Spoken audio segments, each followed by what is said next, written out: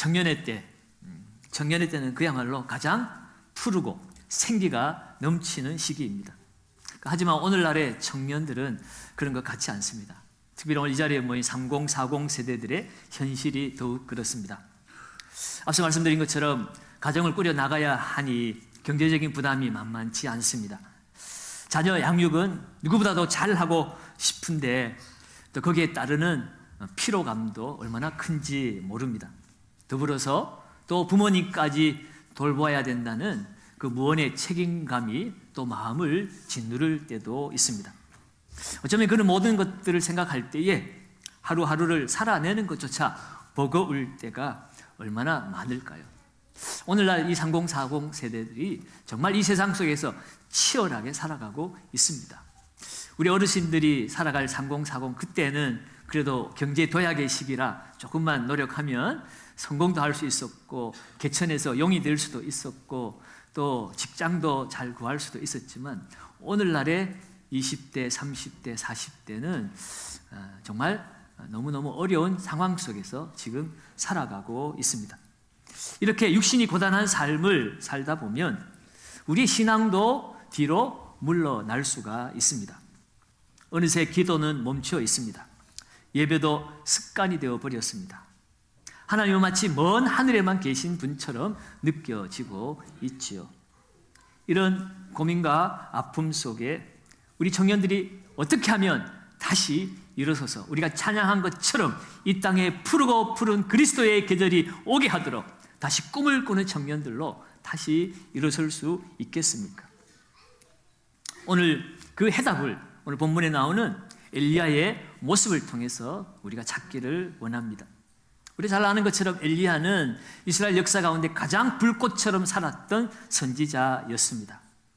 앞선 18장에서 보면 갈멜산에서 850명의 그 바알을 섬기는 또 아세라를 섬기는 선지자들과 영적 전투를 벌이고 하늘에서 불이 내려오고 그래서 그 모든 우상 섬기는 선지자들을 다 사람들이 기손신으로 데려가서 다 죽여버리고 그야말로 3년 반 동안 닫혔던 하늘문이 열리고 비가 내림으로 그야말로 하나님의 살아계심을 이 세상 가운데 드러내었던 위대한 선지자가 바로 이 엘리야입니다.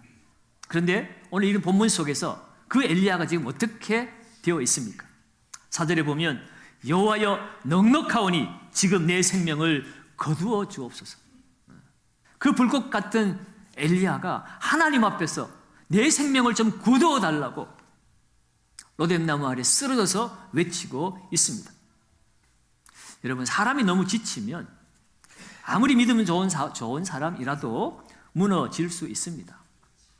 우리는 육체와 더불어 살아가고 있기 때문에 육체의 연약함이 우리의 영혼에도 영향을 끼치게 됩니다. 오늘 이 엘리야가 왜 무너졌습니까? 엘리야는 그 갈멜산에서 놀라운 승리를 경험함으로써 이제는 고생이 끝났다고 생각했습니다. 이제는 세상이 바뀔 것이라고 생각했습니다. 더 이상 도망 다니지 않아도 된다라고 생각했습니다. 이 정도 하나님이 역사를 하셨으면 아합과 이스라엘 백성들이 회개하고 돌아올 것이라고 철석같이 믿었습니다. 그런데 싸움이 아직도 끝나지 않았음을 그가 경험한 거죠. 이세벨이 회개하고 돌아오기는커녕 네가 내 선지자를 죽인 것 같이 똑같이 내가 너를 잡아서 죽여버리겠다. 이렇게 나오니까 그 용감했던 엘리야도 그 이세벨이 무서워서가 아니라 내가 이렇게 열심히 살았는데 아무런 변화도 일어나지 않았다는 그 사실 때문에 그 마음이 무너져 내린 것입니다.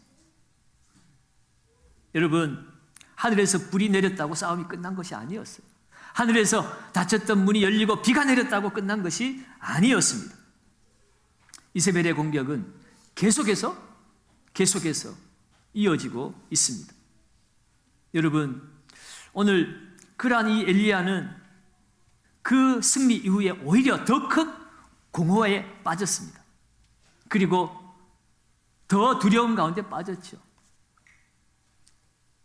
이 세상에 그 무엇도 두려울 것이 없었던 엘리야가 그 여인 하나의 말에 지금 죽을까 두려워 떨고 있습니다. 그리고 가장 큰 고통은 아무도 나와 함께 해줄 사람이 없다는 거예요. 하나님이야 보이지 않잖아요. 보이는 사람들이라도 나와 함께 꿈을 꾸고 함께 동역하고 함께 걸어갈 수 있는 사람이 한 사람도 없다라는 것에 엘리야는 너무나 낙심이 되었습니다. 그 외로움 속에서 그는 모든 것을 다 내려놓고 싶은 겁니다. 여러분, 이와 같은 모습이 오늘 혹여나 이 자리에 와 예배드리고 있는 우리들의 모습, 특별히 우리 3040 세대들의 모습은 아닌지요? 직장에서 열심히 일했지만 돌아서면 큰 공허감이 찾아옵니다. 자녀들 돌보며 웃고 있지만 내면에는 고달픈 인생의 눈물이 고여 있기도 합니다. 주일에 열심히 봉사하지만 당장 내일 월요일부터 출근하려고 하니 두렵기만 합니다. 여러분, 어쩌면 우리 또한 로뎀나무 아래에 쓰러져 있는, 그래서 모든 것을 다 내려놓고 싶다고 고백하고 있는 이 절박한 마음, 오늘 이곳에 자리한 우리 3040 세대들의 마음이 아닐까 싶습니다. 그대로 표현은 하지 않지만, 하나님, 저 정말 지쳤어요. 그만두고 싶습니다. 이 길을 계속 가야만 할까요? 여러분, 이렇게 무너진 순간 우리는 어떻게 다시 일어날 수가 있겠습니까? 감사한 것은 오늘 이 무너진 엘리야가 다시 회복되었다는 거죠. 왜 회복되었습니까? 그는 도망했지만, 그는 무너졌지만 사람 앞에 도망하고 사람 앞에 무너진 것이 아니라 그는 하나님 앞에 가서 무너졌기 때문에 그래요. 하나님 앞으로 도망갔기 때문에 그는 다시 살아났습니다. 여러분, 우리도 지칠 때 있습니다. 그러나 그 지칠 때 하나님 앞으로 도망가시기 바랍니다. 도망을 가더라도 기도를 놓치지 마시기 바랍니다. 하나님 앞에 엎드려 기도하면 내 생각은 내가 하나니 너희가 생각하는 것처럼 재앙이 아니니라, 장래에 희망을 주려 하는 것이니라, 평안이니라. 하나님의 뜻이 우리 안에 전달되어지고 그 뜻을 알아질 때에 우리는 다 힘을 내어 일어설 수 있는 것입니다. 오늘 엘리야를 하나님이 어떻게 만나 주십니까? 5절에 보면 로뎀나무 아래에 누워 자더니 천사가 그를 어루만지며 그에게 이르되 일어나서 먹으라 하는지라. 오늘 하나님은 엘리야에게 너 믿음이 그거밖에 안 되니? 너 이런 사람이었니? 네가 정말 불꽃 같은 선지자가 맞았어? 내가 사람 잘못 본 거야? 어떻게 18장에 너랑 19장에 너는 이렇게 다를 수가 있니? 그렇게 하나님이 엘리야를 책망하고 있지 않습니다. 하나님 말없이 그를 어루만지고 계세요. 그리고 나서 이렇게 말씀하십니다. 7절에 일어나 먹으라, 내가 갈 길을 다 가지 못할까 하노라. 하나님은 정죄하시는 하나님이 아니세요. 오히려 쓰러진 그를, 실패한 그를 먹이시고 쉬게 하시고 어루만지시는 하나님이십니다. 그리고 다시 일으켜주시는 하나님이세요. 우리의 삶의 무게가 아무리 크다 할지라도 하나님은 늘 이렇게 우리 곁에 계십니다. 내가 세상 끝날까지 너희와 항상 함께 있으리라. 수고하고 무거운 짐진 자들아 다 내게로 오라, 내가 너희를 쉬게 하리라. 너희가 얼마나 무거운 짐을 지고 힘들어하는지 나 알아. 그러니 내게 와, 내가 함께 그 무거운 짐을 져줄게. 내 멍에는 쉽고 가벼워. 나와 함께 그 멍에를 매자. 오늘 주님은 우리를 부르시고 계신 것이, 여러분, 오늘 이 예배드린 이 자리가 바로 그 주님 앞에 있는 자리인 줄 믿습니다. 하나님은 지금도 지친 우리의 영혼을 위해서 떡과 물을 준비하고 계십니다. 그 떡과 물이 여기에 있어요. 바로 하나님의 말씀입니다. 이 예배가 하나님 우리를 위해 준비하신 떡과 물입니다. 그리고 우리 청년의 이 공동체, 함께 이 어려운 시대를 살아가는 내 옆에 있는 내 사랑하는 남편, 아내, 동역자, 그들이 우리의 떡과 물이라는 사실을 기억하시기 바랍니다. 두 사람이 내 이름으로 모인 그곳에 나도 함께 있겠다고 말씀하셨어요. 두 사람이 합심하여 기도하면 내가 들으리라 말씀하셨습니다.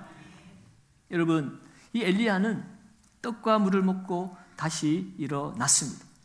그 힘으로 하나님의 산 호렙까지 갔어요.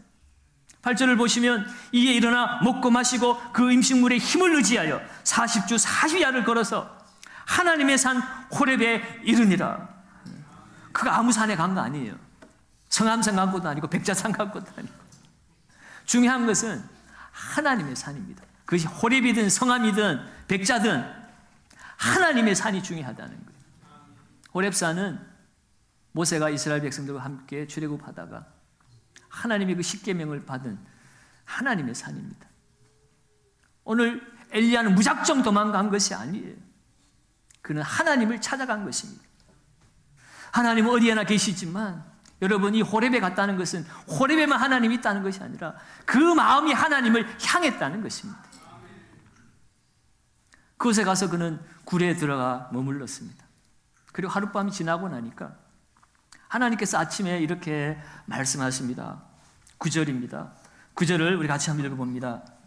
엘리야가 그곳 굴에 들어가 거기서 머물더니 여호와의 말씀이 그에 임하여 이르시되 엘리야야 내가 어찌하여 여기 있느냐. 아멘. 엘리야야 내가 어찌하여 여기 있느냐. 여러분, 이 말을 들으면 하나님이 야단치는 것 같이 그렇게 느껴질 수도 있습니다. 엘리야야 너 불꽃 같은 선지자여, 너 그 믿음이 강한 선지자여, 왜 여기 도망와서 있느냐라고 하나님 야단치고 계신 것처럼 그렇게 보일 수 있습니다만, 하나님은 지금 정죄하고 있는 것이 아니라고 그랬죠.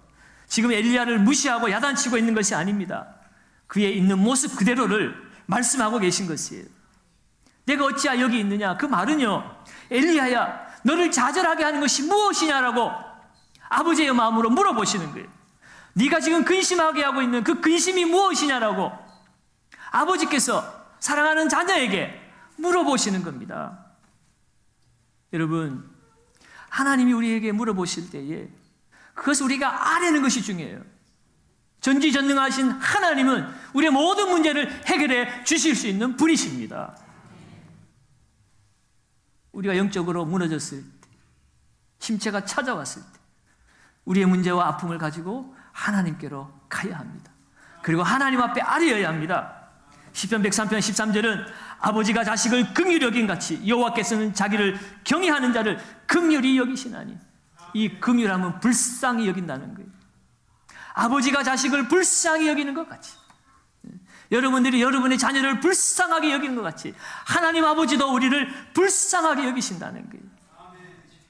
히브리서 4장 15절에는 뭐라고 얘기합니까? 우리에게 있는 대제사장은 우리의 연약함을 동정하지 못할 분이 아니시오라고 얘기하고 있습니다. 우리가 이 땅에 육신을 안고 살아갈 때 우리가 좌절하고 절망하고 넘어지고 쓰러지는 그것에 대해서 우리 주님이 함께 느끼지 못하고 이해하지 못하는 분이 아니라는 거예요. 예수님도 우리와 똑같이 사람으로서 우리 사람이 겪어야 될 모든 시험을 다 감당하셨습니다. 그러나 하나님이시기에 죄가 없으시다는 거죠. 중요한 사실은 예수님이 죄가 없다는 것이 아니라 예수님이 우리와 똑같이 사람이 되셨기에 우리 인간의 모든 연약함을 다 느끼시고 불쌍히 여기시고 우리와 공감해 주시고 우리를 이해해 주신다는 거예요. 쓰러지면 쓰러진 대로, 넘어지면 넘어진 대로, 할 수 없으면 할 수 없는 대로 주님 우리를 불쌍히 여기시는 하나님이시지, 네가 왜 그거밖에 안 돼, 왜 여기에 와서 넘어져 있어 라고 책망하시는 분이 아니시라는 것입니다. 그리고 주님은, 하나님이 엘리야에게 우리 인간들의 그 잘못된 생각들을 다 깨뜨려 버려 주십니다. 우리는 큰 것 좋아합니다. 놀라운 것 좋아합니다. 쇼킹한 것 좋아합니다. 그런데 하나님은 그렇게 말씀하지 않으셔요. 우리의 신앙이라고 하는 것, 하나님 앞에 우리가 새로워진다고 하는 것은 어떤 크기나 규모에 의해서 새로워지는 것이 아님을 말씀합니다. 11절과 12절을 우리 같이 한번 읽어보십시다. 11절과 12절입니다. 여호와께서 이르시되 너는 나가서 여호와 앞에서 산에 서라 하시더니 여호와께서 지나가시는데 여호와 앞에 크고 강한 바람이 산을 가르고 바위를 부수나 바람 가운데 여호와께서 계시지 아니하며 바람 위에 지진이 있으나 지진 가운데도 여호와께서 계시지 아니하며 또 지진 위에 불이 있으나 불 가운데도 여호와께서 계시지 아니하더니 불 위에 세미한 소리가 있는지라. 아멘. 하나님이 엘리야에게 나가서 서게 했습니다. 그러면서 하나님의 임재의 상징인 불, 바람, 지진, 누구나 다 느낄 수 있는, 불신자라도 이거 큰일 났구나, 이거 엄청난 일이 벌어졌구나. 여러분 지금도 그런 일들이 앞서 얘기했잖아요. 어느 곳에 지진이 나서 1만 명이 죽었다, 산불이 나와가지고 수십 명이 죽었다. 이런 엄청난 일들이 우리 앞에 일어설 때 우리는 그야말로 충격을 받죠. 하나님이 그런 모습으로 우리 앞에 늘 나타난다면 모든 불신자가 다 하나님을 인정할 겁니다. 그런데요, 오늘 하나님이 우리를 변화시켜 주시는 능력은 무슨 보이는 크기나 큰 소리나 어떤 규모에 의해서 이루어지는 것이 아니라는 사실을 하나님이 일부러 엘리야에게 알려주시는 것이에요. 엘리야는 내 눈앞에 뭔가 큰 역사, 큰 변화 이런 것들이 일어나지 않는 것 때문에 그가 낙심하고 좌절해서 여기까지 와서 엎드렸잖아요. 그런 크기와 규모가 없어도 하나님은 살아계시고 하나님이 일하고 계시고 하나님은 하나님의 백성을 통해 역사하고 계신다는 것을 우리 하나님께서 엘리야에게 알려주신 것입니다. 불 가운데, 지진 가운데, 큰 바람 가운데 하나님 계시지 않지만 오히려 불 후에 세미한 소리가 있는지라 그랬어요. 엘리야는 세미한 하나님의 음성을 듣고 변화됩니다. 이 세미한 음성은 부드러운 하나님의 속삭임입니다. 큰 소리가 아니에요. 부드러운 세미한 하나님의 음성이 그 영혼을 새롭게 하고 있는 것입니다. 여러분, 심체의 늪에서 좌절해서 회복되어지는 것은 하나님의 음성입니다. 하나님의 말씀입니다. 주일마다 들려오는 말씀, 여러분들이 묵상하면서 듣는 말씀, 그 말씀이 하나님과 나와의 개인적인 세미한 음성으로 들려질 때 거기에서 치유와 회복이 일어나는 것이에요. 여러분, 오늘 이 예배를 통해서 우리가 하나님의 음성을 들을 때에 다시 한 주를 살아낼 힘을 얻고 용기를 얻을 수가 있습니다. 물론 세상은 여전히 그대로일 수 있습니다. 내 직장도, 사업터전도, 내 가정도 변화가 없을 수 있어요. 그렇지만 내가 하나님을 붙잡으면 세상은 변하지 않지만 내가 변하는 것이에요. 세상은 달라진 것이 없지만 하나님의 세미한 음성을 듣고 그 말씀 붙들고 살아가는 내가 달라져 있습니다. 내가 달라지면 세상이 달라지는 거예요. 오늘 하나님의 음성을 들은 엘리야는 다시 회복이 되어서 사명의 자리로 돌아갑니다. 하나님 말씀하시죠. 15절 이후에 보면 하사엘에게 기름을 붓고 아람 왕이 되게 하고 예후에게 기름을 부어서 이스라엘 왕이 되게 하고 너의 대를 이어서 일할 선지자 엘리사에게 기름 부어서 선지자 후계자로 삼으라라고 말씀하십니다. 그러면서 이런 말씀도 하세요. 18절입니다. 18절도 한번 읽어봅니다. 그러나 이스라엘 가운데 7,000명을 남기니 다 바알에게 무릎을 꿇지 아니하고 다 바알에게 입맞추지 아니한 자니라. 아멘. 너와 함께 할 동역자가 준비되어 있다는 거예요. 너는 모르고 있었는지 모르지만 내가 준비해 놓았다. 바알에게 무릎 꿇지 않은 7,000인을 남겨놓았다. 네가 그토록 나 홀로 남았다라고 우울증에 빠지고 외로움에 빠졌지만 아니야. 너는 혼자가 아니야. 라고 말씀하시고 이 엘리야를 다시 힘있게 사명의 자리로 돌려보내고 있습니다. 사랑하는 여러분, 혹시 지금 쓰러져 있습니까? 여러분의 기도가 멈춰져 있습니까? 예배가 형식이 되지는 않았습니까? 괜찮습니다. 오늘 엘리야도 그랬잖아요. 위대한 엘리야도. 엘리야는 다시 일어났습니다. 다시 걸었습니다. 하나님의 사람으로 다시 세워지게 되었습니다. 이후에 엘리야의 마지막을 우리가 알고 있잖아요. 남들은 다 죽어서 사라지는 이 세상에서 그는 죽지 않고 회리바람 타고 병거 타고 하늘로 올라갔습니다. 흔하지 않는 일이지만 여러분, 지금 쓰러진 것이 중요한 것이 아니라 지금 이후에 우리가 어떻게 회복되어 살아가는가 중요합니다. 신경 쓰지 마요. 청년 예배는 이제 앞으로는 애들 돌아다니든 말든 우리가 하나님 앞에 집중하면 되는 거예요. 그 신경 쓰지 마. 하나님 말씀 앞에 집중해. 아무 상관없어. 냅둬.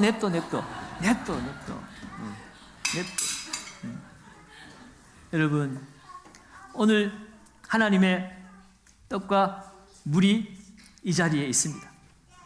하나님의 부드러운 음성이 여러분들을 부르시고 계십니다.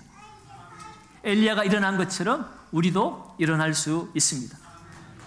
오늘 이것이 우리의 로뎀나무 아래가 되기를 바랍니다. 오늘 드려지는 이 예배가 우리가 먹어야 될 하나님의 떡과 물이 되는 줄 믿습니다. 이번 한 번의 예배로 끝내지 마시고 우리의 삶이 예배, 찬양한 것처럼 우리의 정체성, 나는 예배자입니다. 오늘 하나님의 말씀을 묻고 하나님의 산으로 다시 일어나 걸어가시기를 축복합니다.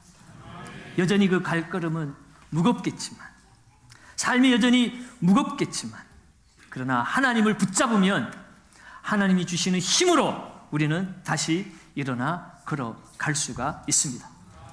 오늘도 하나님이 내 옆에 계심을 믿으시고 그 하나님과 함께 동행하는 하나님의 사람들로 살아가시는 우리 청년의 모든 지체들 되시기를 바라고, 우리 이 자리에 함께 예비하는 우리 모든 성도들 되시기를 예수님의 이름으로 축원합니다.